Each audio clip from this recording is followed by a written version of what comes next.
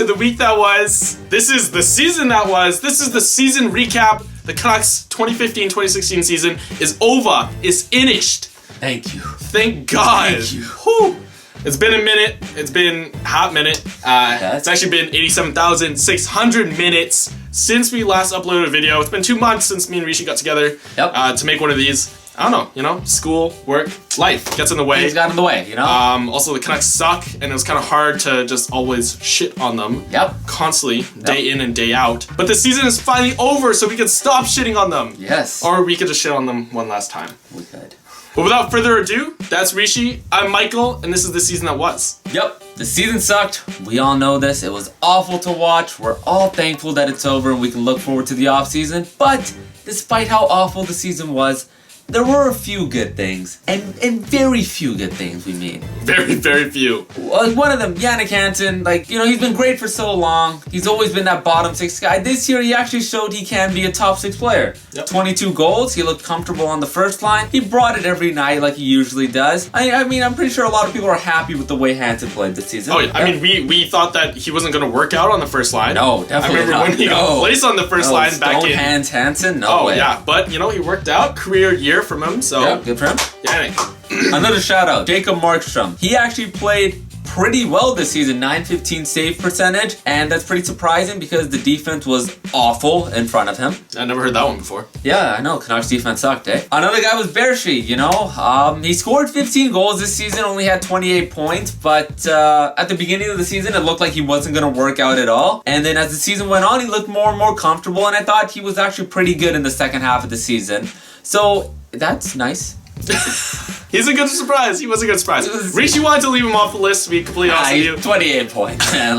But, he was part of one of the, the positive, surprising points of the season. Yeah. No one thought he was going to work out. No, I wouldn't say maybe no one, but at least, a lot of people were really hesitant on that type of player. I was skeptical at the beginning of the season. It didn't look like it was going to work out. For sure. But, I mean, he found some chemistry with Horvat, and, he found a spot in the lineup, and... 15 goals, nothing to scoff at, especially for still a young player, and there is good stuff to look forward to from Bershi, so yeah, good job. And the best surprise of them all, a fan favorite of the show, right here, Mr. Benjamin Hutton. I love you. Good job, man. 25 points in your rookie season. 1 goal, that's okay. 25 points is great for any player. Yeah. Especially a rookie. Oh yeah, straight out of college. Yeah. I am buying your jersey. Know this now. By next season, TWTW, I am rocking the Ben Hutton 27. I might get your shirt. Alright, so those were our few good guys of the season. Those guys we felt weren't disappointments. Michael, what was wrong with the season? Fucking everything. Yeah, everything was atrocious. This entire season sucked. It was so bad. It's such a bad time to start the week that was. It was, oh god. Yeah, me and Rishi looking back on this, we probably couldn't have chosen a worse season to start this channel. It was bad hockey. It was bad hockey, We don't regret it though. This is so much fun. This is fun to do. But yeah, I mean, entertainment-wise, stuff to talk about. Really not Same much. old stuff. Canucks sucked. Exactly. This season. And a lot of kids. What can you do? Hopefully look forward to next season now, right? Exactly, yeah. I think that's the difference between this year and the Torts year. The Torts year, I felt like we had nothing to look forward to. I felt like we were stuck with no real prospects. Now we do have a couple guys, so as bad as the season was, there is still some excitement. Yeah, and speaking about looking to the future, the Canucks do have some decisions to make this upcoming year with a lot of RFAs and some veteran UFAs as well. So let's start with the RFAs. Sven Bershi, coming back? Yes. He's gotta be on the team. We just said he was on the highlights. Exactly. He scored, he added 15 goals to a team that was second last in the NHL for goals for. Yeah. So 15 goals, again, nothing to scoff at. Yep. And he found chemistry with Bill Horvat. He's gotta be back. I think there's no question. Next guy up, Lyndon Bay, RFA. He did show some signs of playing pretty well. Towards the middle half of the season, didn't play much obviously towards the end of the season. Do you think he's coming back?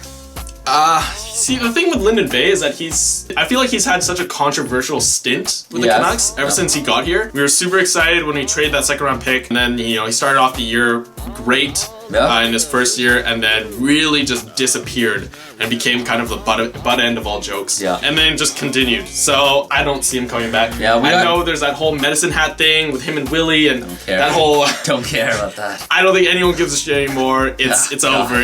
He can't come back. There's no spots for him. Exactly. I was just about to say that we have a lot of young guys who can play the similar role that he does. I just don't see a spot for him. No. Next guy up, played well towards the end of the season, Emerson Edom. Yeah. I think he's coming back. Another medicine hat tiger. See, I think this is where we're split because, and I think a lot of people are split because I don't think anyone would really complain about his game. He was kind of what we all expected him to be. Yeah, I would say so. And he'd be a great player for a playoff team, which is what we're not. Yes, that's a standing ship. I want him back. But at the same time, I wouldn't be surprised if he's not. I don't know. What do you think? Yeah, I'm almost like that, but kind of almost the opposite. I don't really see a fit for him long term here. But if he did come back, I wouldn't be opposed to it because I do think that he can play. But I was saying to you off camera, I think we have so many guys that are just in between top 6 and bottom 6, and that we're just so loaded in that area that I'm almost feeling like we can push a lot of these guys out. Yeah, a lot of tweeners. Yeah, it depends on the contract. I mean, if he signs a fairly team-friendly deal, then we can't complain about that. Next guy, Andre Padan. Come back. He's coming back. Yeah. I think he's a defenseman. We don't have a lot. Yep. Sign him. He's young. Done. And our last notable RFA, kind of controversial when he got here, the way he got here, who he was traded for. Marcus Granlund. Do you think he's gonna come back? Marcus Granlund. He has to come back, doesn't he? He has to come back because we gave up freaking Hunter Shinkarik for him, which I'm so salty about. I'm still so salty. Yep. Yeah.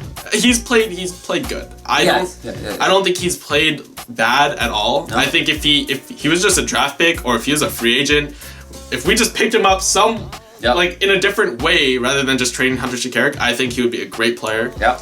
I really think he helped. You were saying he helped Horvat. He helped Bo Horvat. You know, you saw towards the end of the season, he took a lot of the defensive responsibilities of Horvat, allowed Horvat to play really well the last 10 games of the season offensively. I think he's coming back for sure. Just because we would all riot if he left, if he was not signed, because then Hunter Shinkarik was for nothing. Yeah.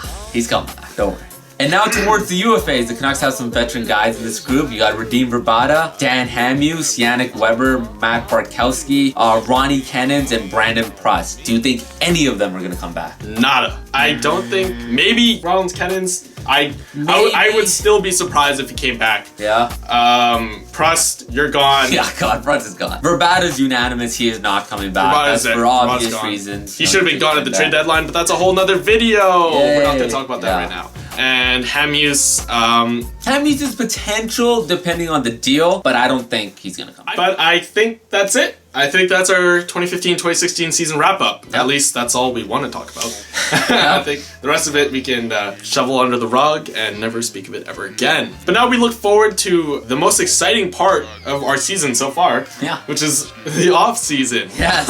We've got the draft lottery to look forward to. The Canucks finished third. I was going to say dead last. I wish they finished dead last. They finished third last in the NHL, which gives us, what is it? 11.5% 11.5% chance at winning the Austin Matthews sweepstakes. At the very least, let's hope that we stay in the top 3 so we could draft a Finn or something, maybe in the top 5. Yeah. But we all know the draft lottery rules changed this year, so it's Of course it happened this year. Yeah, of course it does. Of course. Typical. But hey, that might work out for us. Maybe, we'll see. But we could fall out of the top 5 still. We could, but we won't think about that. We won't think about that. So, we don't know what the future holds for the Canucks in the next season or the off-season coming up.